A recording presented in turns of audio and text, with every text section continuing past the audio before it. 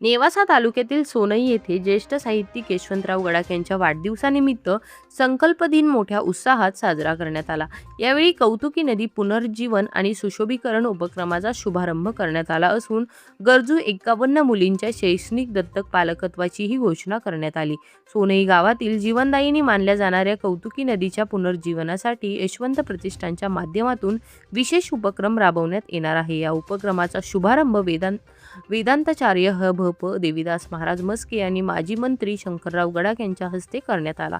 कार्यक्रमात बोलताना शंकरराव गडाख यांनी सांगितले की यशवंतराव गडाख यांच्या वाढदिवसानिमित्त दरवर्षी विविध सामाजिक उपक्रम राबवले जातात। दत्तक ग्राम, गाव तिथे वाचनालय, वृक्षारोपण, मरणोत्तर नेत्रदान आणि साध्या विवाह संकल्पासारखे उपक्रम समाजहितासाठी सुरू असल्याचे त्यांनी नमूद केले। कौतुकी नदीचे 2012 मध्ये सुशोभीकरण करण्यात आले होते, मात्र वाढते नागरीकरण, सांडपाणी आणि कचऱ्यामुळे नदीच्या प्रवाहात अडथळे निर्माण झाले। त्यामुळे आता पहिल्या टप्प्यात नदीचे पुनर्जीवन आणि दुसऱ्या टप्प्यात सुशोभीकरण करण्यात येणार असल्याची माहिती देण्यात आली। यासाठी यशवंत सामाजिक प्रतिष्ठानच्या वतीने तब्बल 10 लाख रुपयांच्या देणगीची घोषणा करण्यात आली आहे। तसेच सोनई गावासाठी नवीन घंटागाडी उपलब्ध करून देण्यात येणार असल्याचेही सांगण्यात आले आहे।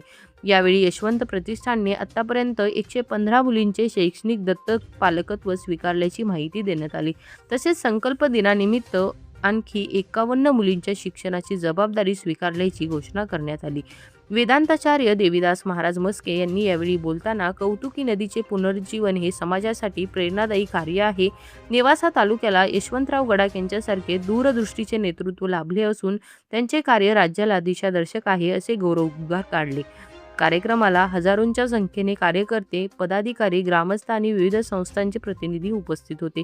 उपस्थितांच्या वतीने यशवंतराव गडाख यांना वाढदिवसाच्या शुभेच्छा देण्यात आल्या। कौतुकी नदीचे पुनर्जीवन आणि मुलींच्या शिक्षणासाठी घेतलेला पुढाकार हा नेवासा तालुक्यासाठी प्रेरणादायी ठरत आहे। सामाजिक बांधिलकी जपत राबवले जाणारे हे उपक्रम नागरिकांमध्ये चर्चेचा विषय बनले आहेत। आज गडाख साहेबांचा 83वा वाढदिवस आहे। त्या निमित्ताने आपण सर्वजण त्यांना शुभेच्छा देण्याकरता इथे मोठ्या संख्येने उपस्थित राहिला। मी साहेबांच्या वतीने तुमचे सर्वांचे मनपूर्वक स्वागत करू इच्छितो। साहेबांची इच्छा होती की आपल्या सर्वांना भेटावं, त्यांनी तशी मनाची तयारी केली होती, परंतु काल अचानक तब्येत थोडीशी बिघडली।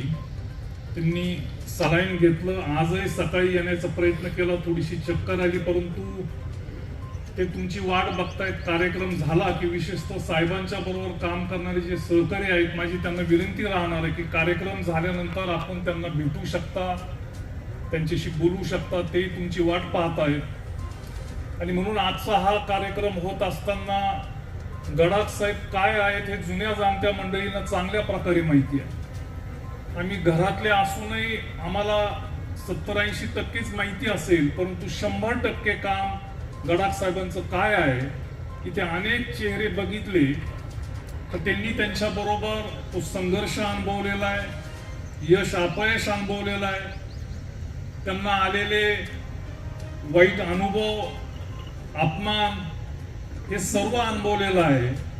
आणि त्यातनं आजपर्यंत ही मंडळी एवढ्या सगळ्या वादळामध्ये साहेबांच्या बरोबर राहिलेली आहे।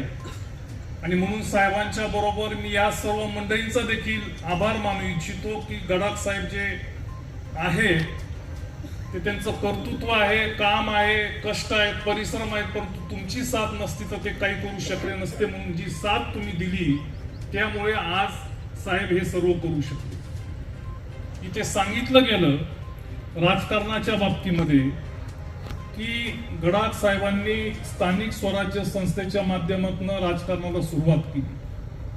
पंचायत समितीचे सभापती झाले, नंतर उपाध्यक्ष झाले, अध्यक्ष झाले, खासदार झाले, विधान परिषदेचे आमदार झाले, परंतु खरं काम त्यांनी जे केलं ते स्थानिक स्वराज्य संस्थेमध्ये असताना जो सुवर्णकाळ महाराष्ट्राचा होता, सुरुवातीचा महाराष्ट्र स्थापन झाल्यानंतर 20-25 वर्षाचा काळ, त्याच्यामध्ये 10-15 वर्ष आदरणीय साहेबांना या स्थानिक स्वराज्य संस्थेमध्ये काम करण्याचा संधी मिळाली। विशेषतः जिल्हा परिषदेचे अध्यक्ष झाल्यानंतर जो दुष्काळ पडला, त्या दुष्काळामध्ये दुष्काळ कसा परतवून लावायचा, जे प्रचंड काम जिल्ह्यातल्या सर्वांना बरोबर घेऊन त्यांनी केलं.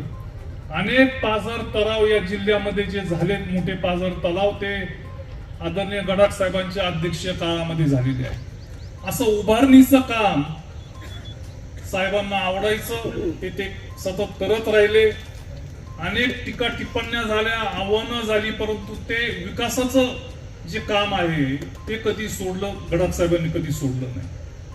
त्यानंतर चव्हाण साहेबांनी जो मूलमंत्र दिला की स्थानिक स्वराज्य संस्था आणि सहकार, या दोन गोष्टीचा मूलमंत्र दिला, त्यातनं महाराष्ट्राचा प्रचंड विकास झाला. या दोन्ही क्षेत्रामध्ये आदरणीय गडाख साहेबांनी काम करण्याचा प्रयत्न केला. कारखाना उभा केला आणि कारखाना उभा केल्यानंतर तो करत असताना अनेक वेळा त्याची चर्चा झालेली आहे, किती अडचणी आल्या, कशा राजकीय अडचणी तयार केल्या गेल्या. त्याला उरून कारखाना उभा केला आणि त्याचे फळ आज आम्ही भोगत आहोत. तो चालवणं ही कठीण गोष्ट आहे, तो नंतरचा भाग आहे, परंतु 40-50 वर्ष तो कारखाना उभं करणं, चालवणं, शेतकऱ्यांना भाव देणं, एक विचार असल्यामुळे, झपाटून गेलेला असल्यामुळे ते शक्य झालं. अशा पद्धतीने वेगवेगळ्या संस्था उभ्या करून बेरोजगार युवकांना पोटा पाण्याला लावण्याचं काम हे नक्कीच त्यांच्या हातातनं झालेलं आहे. शैक्षणिक संस्था उभ्या केलेल्या आहेत, हजारो विद्यार्थी आणि विद्यार्थिनी तिथं शिकतायत. अशा पद्धतीने पूर्ण कायापालट कसं करता येईल हा प्रयत्न सातत्याने आदरणीय गडाख साहेबांनी ठेवला. त्यातनं हा जो विकास झालेला आहे तो आपण पाहतो. थोडं इकडं तिकडं जर झालं तर लगेच जबाबदार धरायचं, परंतु हे सगळं उभं राहत असताना बाकीच्या तालुक्यामध्ये, जिल्ह्यामध्ये, राज्यामध्ये जर आपण बघितलं तर जे सत्तापद मिळालं त्याला पूर्ण न्याय देण्याचा प्रयत्न आदरणीय गडाख साहेबांनी देण्याचा प्रयत्न केला.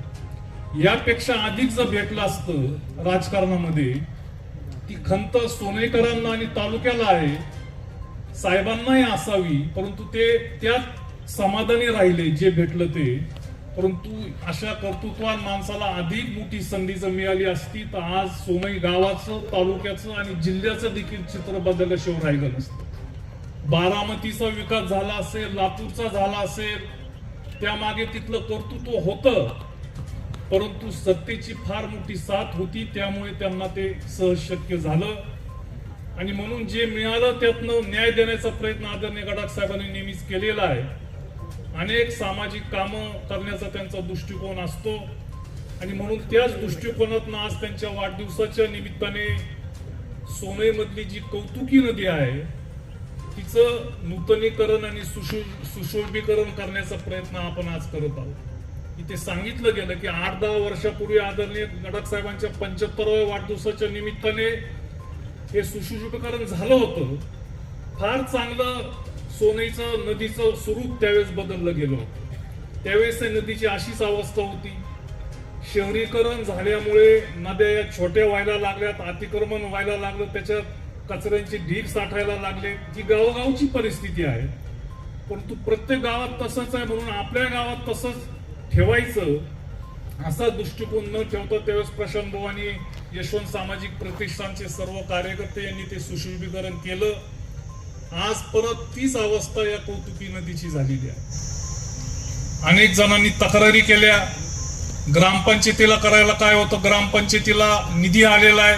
मला सांगावंसं वाटतं की 1.5 कोटी निधी ग्रामपंचायतीला जरूर आलेला आहे वसुंधरा योजनेचा, परंतु तो कुठल्या गोष्टी करता खर्च करायचा याला काही बंधनं शासनाने घालून दिलेली आहेत. आणि म्हणून आपल्याला हे सुशोभीकरण करायचं जर असेल तर तुम्हाला आम्हाला एकत्रित बरोबर घेऊन हे करावं लागणार आहे. त्याकरता 1-2 बैठका आपण घेतल्या, हा विचार मांडला, त्याला आपण सर्वांनी, गावातल्या लोकांनी साथ देखील दिली आणि आज आपण त्याचा शुभारंभ करत आहोत. याकरता मला या गावातल्या व्यापाऱ्यांची आणि लोकांची फार मोठी साथ लागणार आहे. कारण आम्ही काम सुरू करायचो आणि परत कचरा जर पडायला लागला तर त्या कामाला काही अर्थ राहणार नाही. त्याचं उदाहरण सांगतो की या नदीमध्येच मोठा बारव आहे जुना, अहिल्याबाई होळकरांच्या काळातला. त्याची दुरुस्ती केली, त्याचा गाळ काढला. निरंकारी महाराजांचे काही सदस्य इथे आहेत, त्यांना खूप हुरूप आला की आपण खूप चांगलं काम केलं. परंतु त्यानंतर काही दिवसांनी त्यांनी बघितलं तर परत तेवढाच गाळ त्या बारवामध्ये साठलेला. तसं काही या नदीचं होऊ देऊ नका. यशवंत सामाजिक प्रतिष्ठानच्या वतीने 10 लाख रुपयाचा निधी या सुशोभीकरणाकरता आज मी जाहीर करतोय. बाकीच्याही लोकांना ज्यांना याच्यामध्ये सहभाग घ्यायचा असेल, आर्थिक असेल, किंवा तुम्ही वेळ देत असाल, तुमचं काम सोडून तिथे 2 तास थांबत असाल, तेही मोलाचं आहे. येणाऱ्या महिन्याभरामध्ये या नदीचं सुशोभीकरण करण्याचा प्रयत्न आपण करणार आहोत. सुरुवातीला गाळ आणि काट्या काढणार आहोत, बाकीचे अडथळे काढणार आहोत, आणि त्यानंतर जे मोठ्या प्रमाणामध्ये सांडपाणी जातं त्याकरता स्वतंत्र व्यवस्था ते पाणी काढून देण्याचा प्रयत्न राहील. आणि पुढे वर्षभरानंतर ग्रामपंचायतीच्या निवडणुका झाल्यानंतर जो निधी आहे ग्रामपंचायतीचा, त्यातनं ठोस आपल्याला हे सांडपाणी थेट गावाच्या बाहेर पाईपलाईनने काढता येईल का असा प्रस्ताव शासनाकडे दाखल करून त्यातनं कायमस्वरूपी सांडपाण्याचा प्रश्न आपल्याला मिटवता येईल का, हा प्रयत्न आपला राहणार आहे. अशाच नवनवीन व्हिडिओजच्या अपडेटसाठी आम्ही नेवास्कर न्यूजला सबस्क्राईब करून बेल आयकॉन दाबायला विसरू नका.